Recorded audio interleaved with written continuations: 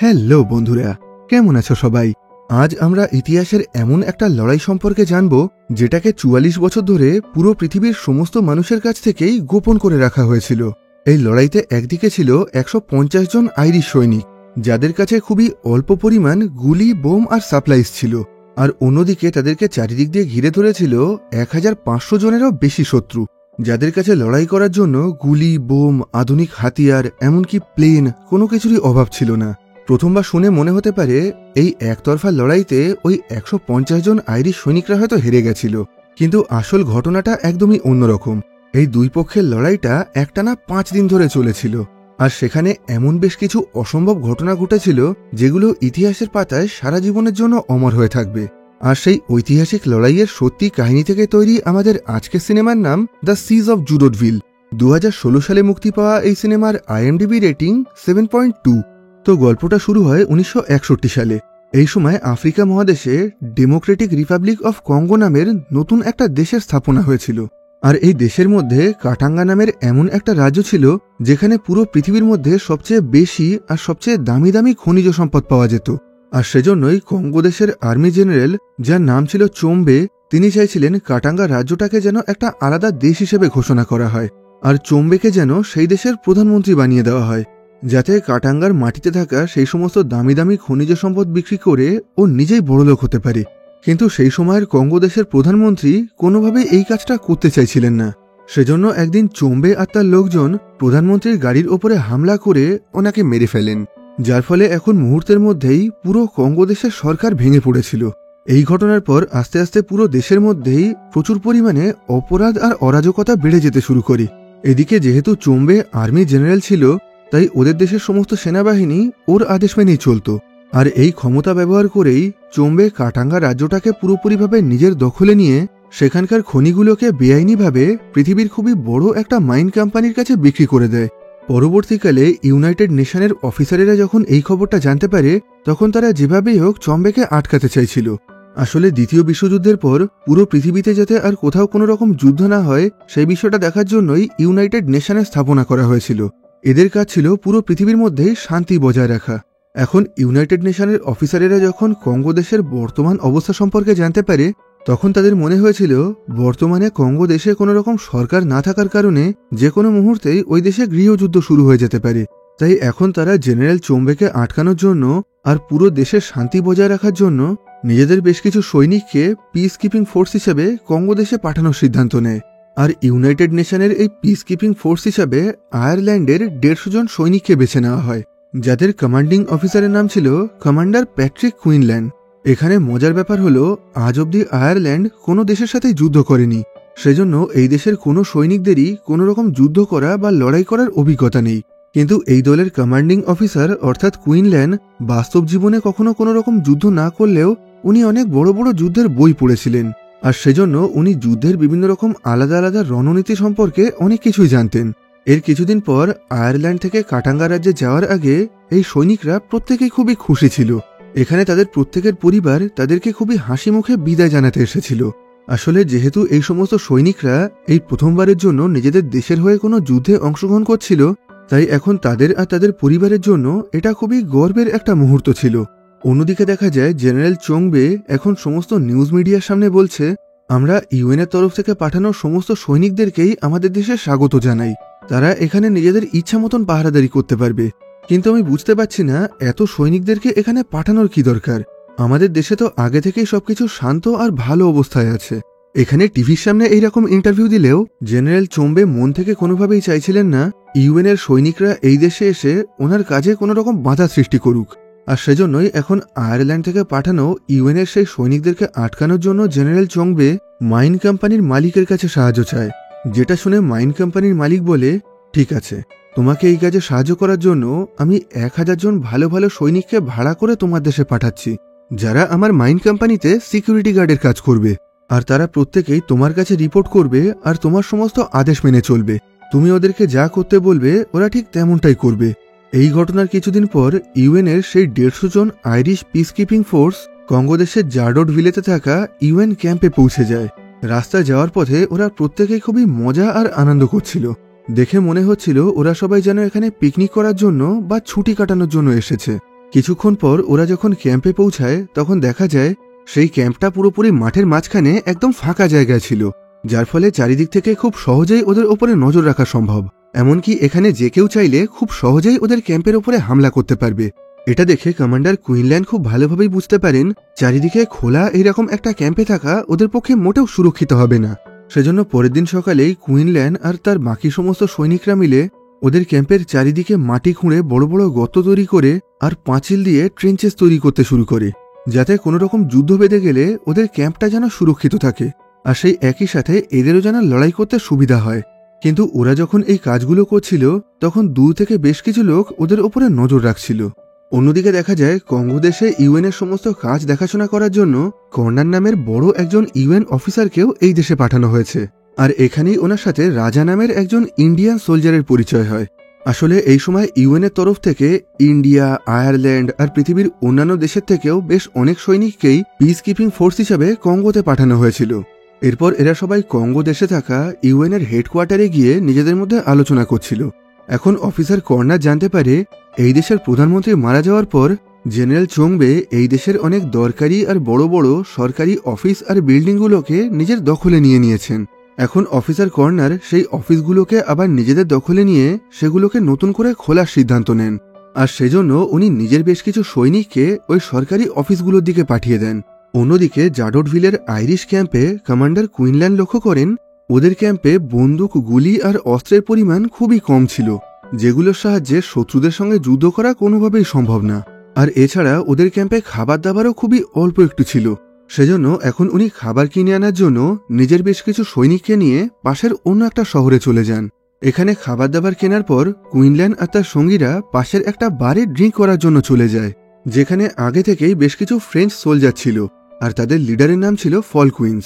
আসলে মাইন কোম্পানিতে পাহারাদারি করার জন্য আর ইউএনের সঙ্গে লড়াই করার জন্য ওই মাইন কোম্পানির মালিক এই ফ্রেঞ্চ সৈনিকদেরকে বিদেশ থেকে ভাড়া করে এনেছিলেন। এখন এই বারের মধ্যে কুইনল্যান্ডকে দেখে ওই ফ্রেঞ্চ কমান্ডার ওকে নিজের সাথে ড্রিঙ্ক করার জন্য ইনভাইট করেন। এখানে গল্প করতে করতে কুইনল্যান্ড জানতে পারে এই ফ্রেঞ্চ সৈনিকরা জেনারেল চোংবের হয়ে কাজ করছে, আর তার মানে হলো এরা দুজন একে অপরের শত্রু। কুইনল্যান্ড আর তার সঙ্গীদের কাজ ছিল ওই মাইন কোম্পানিগুলোকে বন্ধ করা, অন্যদিকে ওই ফ্রেঞ্চ সৈনিকদের কাজ ছিল ওই মাইন কোম্পানিটাকে চালু রাখা। এখন একে অপরের সম্পর্কে সবকিছু জানার পর ওই ফ্রেঞ্চ কমান্ডার কুইনল্যান্ডকে খুবই উল্টোপাল্টা বলে ওকে অপমান করতে শুরু করে। ওই ফ্রেঞ্চ কমান্ডার বলে, তোমরা এখানে কি করতে এসেছো? তোমাদের দেশ তো আজ অব্দি একটা কোনো লড়াইতেও অংশগ্রহণ করেনি, তোমাদের তো যুদ্ধ করার কোনো রকম অভিজ্ঞতা নেই। তখন কুইনল্যান্ড বলে, আর আপনারা তো যুদ্ধ করেও হেরে গেছেন। দ্বিতীয় বিশ্বযুদ্ধ চলাকালীন জার্মান সৈনিকরা তো মাত্র 2 সপ্তাহের মধ্যেই আপনাদের পুরো দেশটাকেই দখল করে নিয়েছিল। এই কথা শুনে ওই ফ্রেঞ্চ কমান্ডার প্রচণ্ড রেগে যায়, কিন্তু সেই মুহূর্তে ও এই কথার কোনো উত্তর দেয় না। এরপর কুইনল্যান্ড ওই বার থেকে বাইরে বেরিয়ে নিজের দেশে নিজের বাড়িতে কল করার জন্য ওই শহরের একটা বড় বাড়িতে চলে যায়। আসলে এই সময় এই দেশের অল্প কিছু বড় বড় বাড়িতেই টেলিফোনের সুব্যবস্থা ছিল, আর সেজন্য এখন কুইনল্যান্ড এইরকমই একটা বড় বাড়িতে ঢুকে সেখান থেকে নিজের দেশে নিজের স্ত্রীর কাছে কল করে। এবার কল করে ওখান থেকে বাইরে বেরোনোর সময় ওই বাড়ির একজন মহিলা কুইনল্যান্ডকে বলেন, আপনারা যে মাইনটার পাহারাদারি করছেন সেটা খুবই গুরুত্বপূর্ণ। পৃথিবীর বড় বড় দেশের মাইন কোম্পানিরা ওখান থেকে লক্ষ লক্ষ ডলার কামায়। এমনকি কিছুদিন আগে আমেরিকা জাপানের হিরোশিমা আর নাগাসাকিতে যে পরমাণু বোমটা ফেলেছিল, সেই বোম তৈরি করার জন্য ইউরেনিয়াম এই জাডোটভিল থেকেই নিয়ে যাওয়া হয়েছিল। তাই এখন এই মাইনটাকে চালু রাখার জন্য ক্যাপ্টেন চোম্বে আর ওনার লোকজন যে কোনো কিছু করতে পারে, সেজন্য আপনারা একটু সাবধানে থাকবেন। এই কথা শোনার পর কুইনল্যান্ড আরও বেশি সতর্ক হয়ে যায়।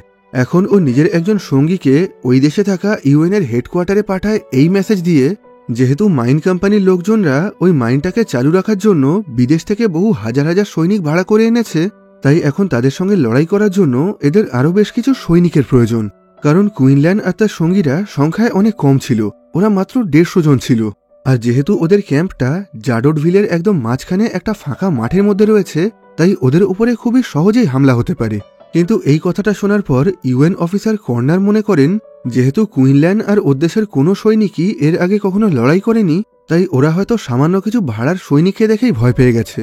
কর্নার মনে করেছিল ওই মাইন কোম্পানির লোকজন বা ওই ভাড়া করা সৈনিকরা কোনোভাবেই ইউএনের লোকদের উপরে হাত তুলবে না। সেজন্য এখন উনি কোনোভাবেই কুইনল্যান্ড আর তার সঙ্গীদেরকে সাহায্য করেন না। উপরন্ত এখন উনি ইউএনের বাকি সমস্ত সৈনিকদেরকে কাটাঙ্গার বড় বড় সরকারি অফিস আর কাটাঙ্গার রেডিও স্টেশনটা দখল করার জন্য পাঠিয়ে দেন, যেগুলোকে এতদিন ধরে জেনারেল চম্বে আর ওনার লোকজন দখল করে রেখেছিল। কিন্তু এরকমভাবেই কাটাঙ্গার একটা সরকারি রেডিও স্টেশন দখল করার সময় ইউএনের সৈনিকদের সঙ্গে চম্বের সৈনিকদের লড়াইয়ের মাঝখানে ওই দেশের 30 জন নিরীহ সাধারণ মানুষ মারা যায়। পরবর্তীকালে কর্নার যখন এই খবরটা জানতে পারে, তখন ও নিজের সৈনিকদের ওপরে প্রচণ্ড রেগে গেছিল। এখন ও ঠিক করে নেয় যেভাবেই হোক এই খবরটাকে পুরোপুরি গোপন রাখতে হবে, কারণ এই খবরটা বাইরে ছড়িয়ে পড়লে পুরো পৃথিবীর সামনেই ইউএনের খুবই বদনাম হয়ে যাবে। এদিকে ইউএনের লোকজন যে সরকারি অফিসগুলো দখল করেছিল সেগুলোর বদলা নেওয়ার জন্য এখন জেনারেল চম্বে তার ভাড়া করা সৈনিকদেরকে কুইনল্যান্ড আর তার সঙ্গীদের ওপরে হামলা করার আদেশ দেয়। অন্যদিকে জাডুডভিলেতে কুইনল্যান্ড আর তার সঙ্গীরা এই সমস্ত ঘটনা সম্পর্কে কিছুই জানত না। সেজন্য এখন কুইনল্যান্ড আর তার সঙ্গীরা গ্রামের একটা চার্চের ভিতরে প্রার্থনা করছিল। কিন্তু সেই সময় ফ্রেঞ্চ সৈনিকদের লিডার ফলকুইন আর তার সৈনিকরা বেশ কিছু লোকাল লোকজনকে নিয়ে এদের ওপরে হামলা করার জন্য চলে আসে। সেই সময় কুইনল্যান্ডের ক্যাম্পের বাইরে শুধুমাত্র একজন আইরিশ সৈনিকই পাহারাদারি করছিল, আর সে যখন দূর থেকে ফ্রেঞ্চ সৈনিক আর বাকি সবাইকে ওদের ক্যাম্পের দিকে এগিয়ে আসতে দেখে, তখন সে জোরে জোরে চিৎকার করে চার্চের ভিতরে থাকা তার বাকি সঙ্গীদেরকে ডাকার চেষ্টা করে। কিন্তু চার্চটা ওখান থেকে অনেক দূরে থাকায় কেউই ভিতর থেকে ওর আওয়াজ শুনতে পাচ্ছিল না। সেজন্য এখন ও বাধ্য হয়ে চার্চের উপরে থাকা একটা ঘণ্টায় গুলি করে জোরে জোরে আওয়াজ করতে শুরু করে। আর সেই আওয়াজ শুনেই ভিতরে থাকা সমস্ত আইরিশ সৈনিকরা এখন সতর্ক হয়ে যায়, যার ফলে ফলকুইন্স আর তার ফ্রেঞ্চ সৈনিকরা যখন এদের ক্যাম্পের কাছে এসে এদের ওপরে এলোপাতাড়ি গুলি চালাতে শুরু করে, তার আগেই এই সমস্ত আইরিশ সৈনিকরা ওই চার্চ থেকে বাইরে বেরিয়ে নিজেদের বন্দুক আর হাতিয়ার নিয়ে এই লড়াইয়ের জন্য প্রস্তুত হয়ে গেছিল। এখন এই দুই পক্ষের সৈনিকরাই একে অপরের উপরে গুলি চালিয়ে খুব ভালো মতনভাবে লড়াই শুরু করে দেয়। এখানে যেহেতু জেনারেল চোংবের পাঠানো সৈনিকরা সংখ্যায় অনেক বেশি ছিল, তাই ফলকুইন আরও একবার রেডিওর সাহায্যে ইউএনের হেডকোয়ার্টারে কন্ট্যাক্ট করে তাদের কাছে সাহায্য চায়। কিন্তু এখন ইউএনের হেডকোয়ার্টার থেকে জানানো হয় বাকি সৈনিকরা এখন কাটাঙ্গার রেডিও স্টেশন আর অন্যান্য সরকারি বিল্ডিং দখল করার জন্য লড়াই করছে, আর এই সমস্ত কাজের জন্য অন্য সমস্ত সৈনিকরাই এখন ব্যস্ত আছে। তাই এই মুহূর্তে এই লড়াইটা কুইনল্যান্ড আর তার সঙ্গীদেরকে একাই লড়তে হবে। এসব কিছুর মধ্যেই বাইরের লড়াই চলাকালীন একজন আইরিশ সৈনিকের গায়ে গুলি লেগে সে খুবই আহত হয়ে যায়, যেটা দেখে বাকি সমস্ত আইরিশ সৈনিকরা প্রচণ্ড রেগে গিয়ে প্রচণ্ড সাহসিকতার সঙ্গে পাশে থাকা একটা মেশিন গানের সাহায্যে পাগলের মতন চোংবের সমস্ত সৈনিকদের ওপরে এলোপাতাড়ি গুলি চালাতে শুরু করে। এই ঘটনায় চোংবের পাঠানো বেশ অনেকগুলো সৈনিক মারা যায়, আর বাকি যে সৈনিকরা বেঁচে ছিল তারা সবাই বাধ্য হয়ে ওখান থেকে পালিয়ে কোনো রকমে নিজেদের জীবন বাঁচায়।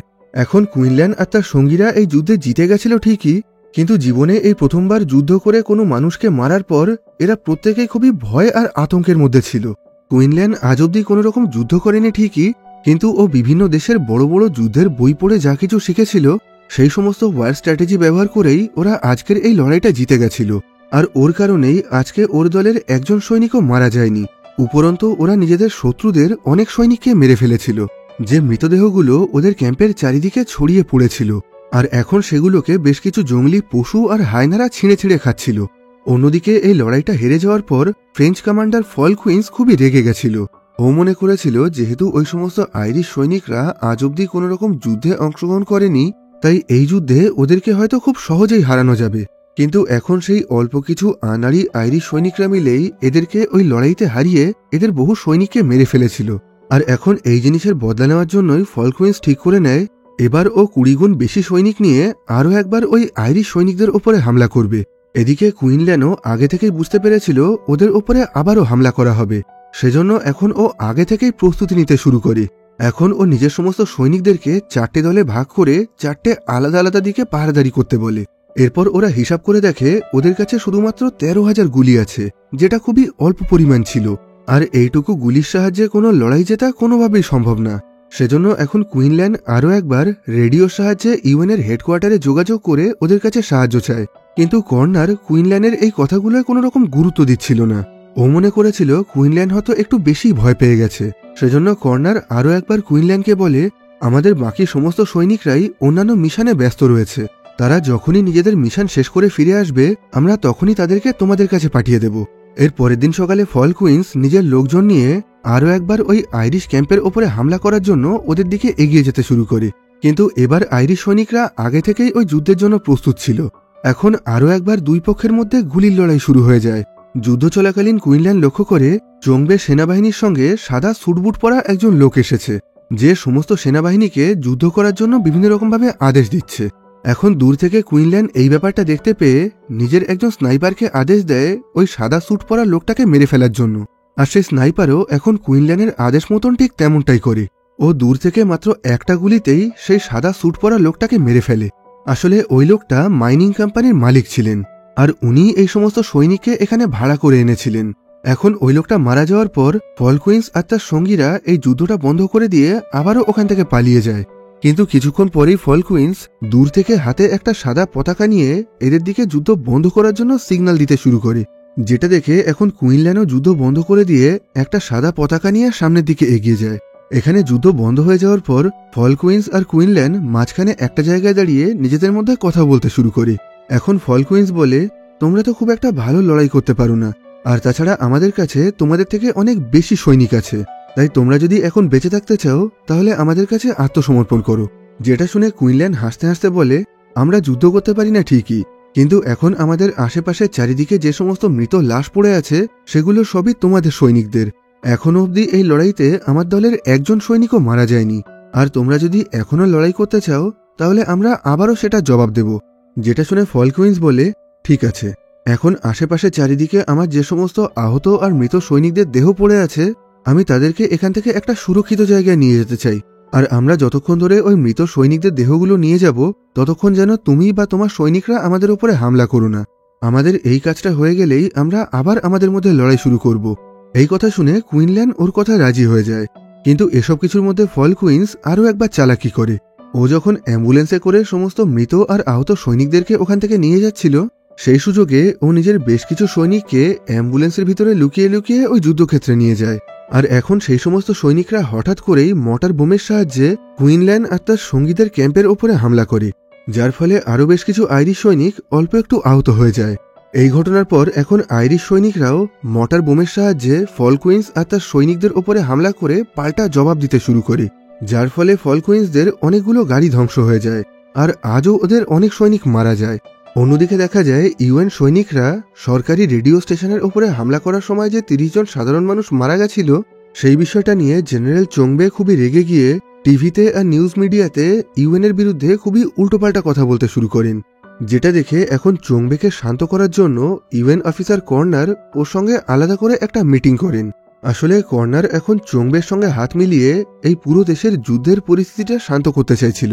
তখন চোংবে বলে, তুমি যদি এই যুদ্ধটা থামাতে চাও তাহলে কাটাঙ্গাকে একটা আলাদা দেশ হিসেবে ঘোষণা করে আমাকে সেই দেশের রাষ্ট্রপতি বানিয়ে দাও। কর্নার বলে, এই জিনিসটা তো কোনোভাবেই সম্ভব না, আমরা তো এটা আটকানোর জন্যই এখানে এসেছি। যেটা শুনে চোংবে বলে, তোমার সৈনিকরা আমাদের সঙ্গে যা কিছু করেছে সেটাকে আমি কখনোই ভুলব না, আর এসব কিছুর বদলা নেওয়ার জন্য আমরা আজ রাতে আরও একবার জাডটভিলেতে তোমার ওই আইরিশ সৈনিকদের ওপরে হামলা করব।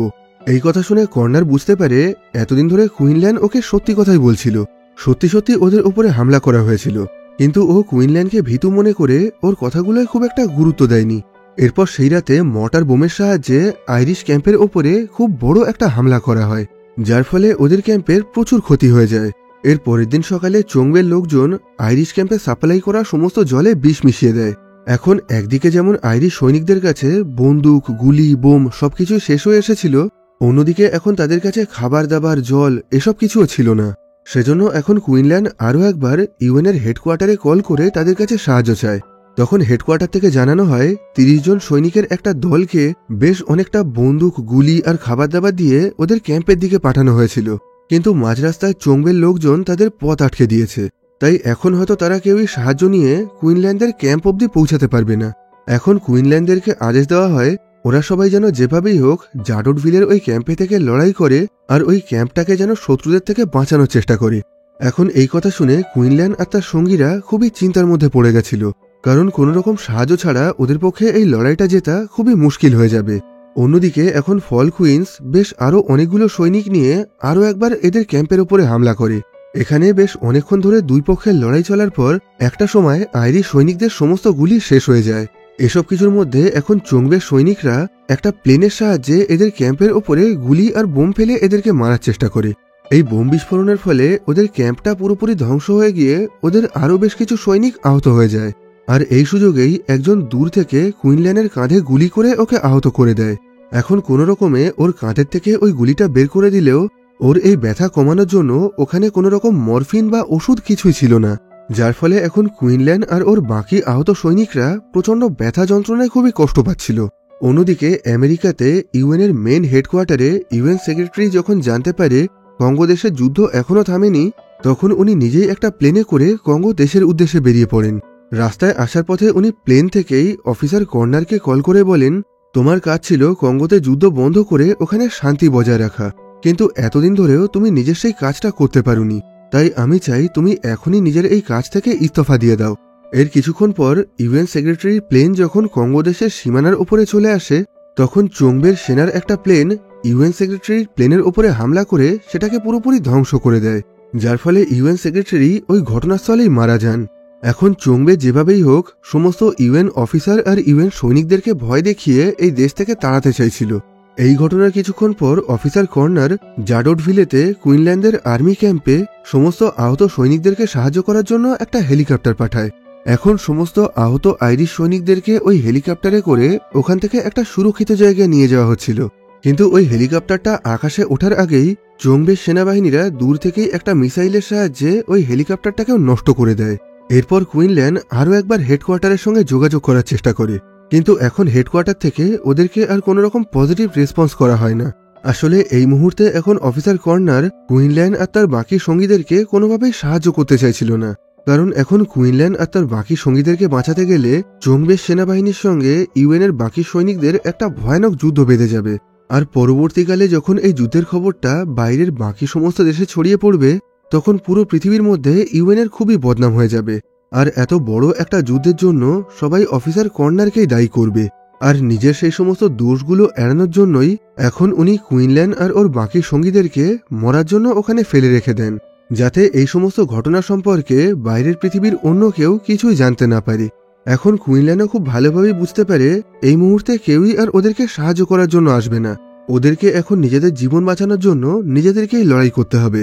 এই ঘটনার কিছুক্ষণের মধ্যেই চোংবের হাজার হাজার সৈনিক চারিদিক থেকে ওদের ক্যাম্পের দিকে এগিয়ে আসতে শুরু করে, কিন্তু তাদের সঙ্গে লড়াই করার জন্য এদের কাছে আর একটাও গুলি ছিল না।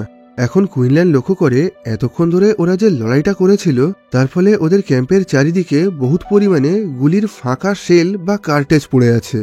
এখন ও নিজের সমস্ত সৈনিকদেরকে সেই ফাঁকা গুলির শেলগুলোকে একটা বাক্সের মধ্যে তুলে রাখতে বলে। এইরকমভাবে বেশ কিছু বাক্সের মধ্যে ওই গুলির শেল ভরে সেই বাক্সগুলোর মাঝখানে ও একটা করে বোম রেখে দেয়, আর তারপর সেই গুলির শেল আর বোম ভরা বাক্সগুলোকে ওরা মাঠের মাঝখানে বিভিন্ন জায়গায় রেখে দিয়ে আসে।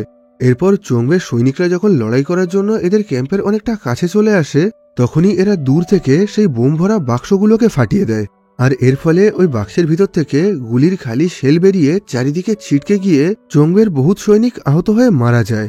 আর এই সুযোগেই কুইনল্যান্ড আর তার বাকি সঙ্গীরা চোংবের মারা যাওয়া সমস্ত সৈনিকদের কাছ থেকে বন্দুক, গুলি আর তাদের বোমগুলো নিয়ে নেয়, আর এখন ওরা আবারও সেগুলোর সাহায্যেই নতুন করে লড়াই করতে শুরু করে। কিন্তু এই মুহূর্তে চোংবে আর তার সৈনিকরা সংখ্যায় অনেক বেশি ছিল, আর সেই একই সাথে এখন ওরা আকাশপথে প্লেনের সাহায্যেও এদের ওপরে হামলা করছিল।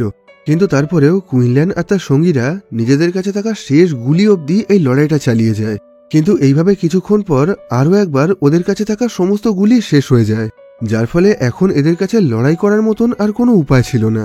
বিগত 5 দিনের এই লড়াইতে এদেরকে হেডকোয়ার্টার থেকে কোনো রকম সাহায্য করা হয়নি। এই যুদ্ধে ওরা মাত্র অল্প কিছু গুলি আর বোমের সাহায্যেই নিজেদের থেকে 10 গুণ বেশি পরিমাণ শত্রুদের সঙ্গে লড়াই করেছিল, এমনকি ওরা প্রত্যেকটা গুলিকেই 2 বার করে ব্যবহার করেছিল। কিন্তু এখন সেই সবকিছুই শেষ হয়ে গেছে, তাই এখন শেষ মুহূর্তে কুইনল্যান্ড খালি হাতেই ফল কুইন্সের সামনে গিয়ে দাঁড়িয়ে পড়ে আত্মসমর্পণ করে, কারণ ও কোনোভাবেই চাইছিল না ওর জন্য ওর বাকি সৈনিকদের জীবন চলে যাক। এখন ফল কুইন্স কুইনল্যান্ডকে খুবই সম্মান জানিয়ে বলে, একটা সময় আমি বলেছিলাম তোমার দেশ কখনো কোনো যুদ্ধ করেনি আর তোমরা তো কোনোভাবেই লড়াই করতে পারো না, কিন্তু আমি তখন পুরোপুরি ভুল বলেছিলাম। বিগত 5 দিন ধরে তোমরা সবাই খুবই ভালোভাবে আর বীরত্বের সঙ্গে লড়াই করেছো। এই কথা বলেই ও কুইনল্যান্ডের সঙ্গে হ্যান্ডশেক করে ওকে সম্মান জানায়।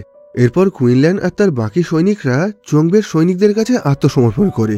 এরপর আগামী 1 মাস ধরে এদের সবাইকে কঙ্গো দেশের একটা জেলের মধ্যে বন্দী করে রাখার পর অবশেষে 1 মাস পর এদেরকে ছেড়ে দেওয়া হয়।